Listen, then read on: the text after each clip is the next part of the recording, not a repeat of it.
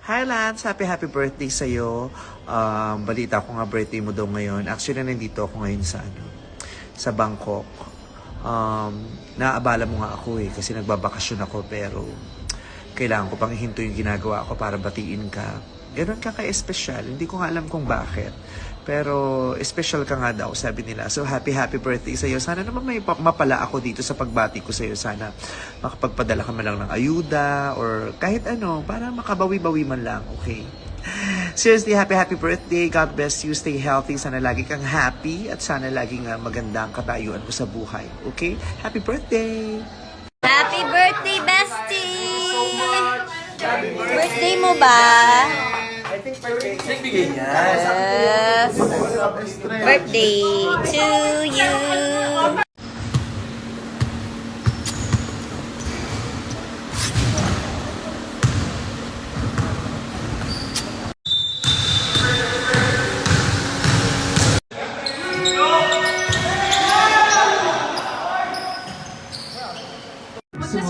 Pagsuotin mo muna yan. Kaya lang may pantalon to eh.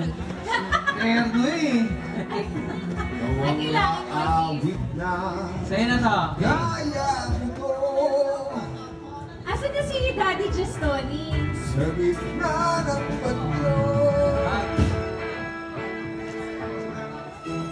Magpapalit pa ba tayo? Yung five, walang companion. Guys, nasa po po. Baba po. Thank you. Last 2 minutes. Yung mga nandito po si host ko lang sa dulo, kita po kayo dyan.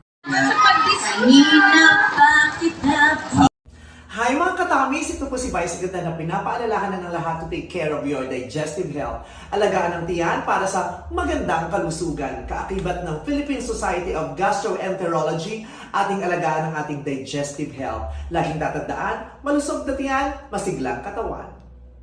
25,000 Yes, 100%! Sobrang proud, medyo emotional si Lola. Ngayon, di siya makapaniwala na nandito si Aliyah. At si Mami naman, Sobrang proud talaga, anak. Alam, kanina pa ako iyak. Oo. Pumapasok ka lang sa top 3. Sabi nga namin, di ba, manalo, matalo. Ako proud na proud kami sa'yo, anak. Ay, good job talaga. maraming salamat sa inyo. Okay, ako naman, kasama ko si Mami, Ami, at saka si Tita Glenda. Mami, Tita, anong masasabi niyo dahil nakapasok sa Final 3 si Kim? Wow na wow, anak. Meron pa silang Buhay lang yung dad mo. Siya ang pinaka-happy sa buong mundo, anak. Kasi pangarap lang niya. Tapos ikaw ang nagpatuloy. Super proud, anak. Si Tita Glenda naman, ano pong masasabi niyo kay Kim? Napakahaba ng sinabi ko.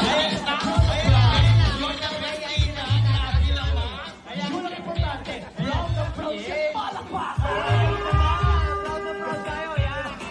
Good luck sa ating natitirang Final 3! Good luck sa inyo. At syempre bago tayo matapos, maraming salamat din sa Ilos Party Trace and Privé by Ilos. Yes, Privé. Ito na, sa ating pagbabalik, makikilala na natin ang kampiyon sa ikalawang edisyon na Tawag ng Tanghalan Kids, ang huling tamatan!